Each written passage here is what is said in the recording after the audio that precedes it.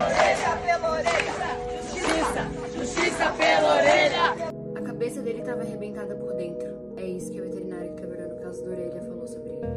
No dia 15 de janeiro de 2026, o Orelha, que era um cãozinho comunitário da Praia Brava de Florianópolis, Santa Catarina, um cãozinho idoso de 10 anos, foi atacado por um bando de adolescentes e morto, enquanto eles brincavam de quem dava porrada mais forte com pregos na cabeça dele.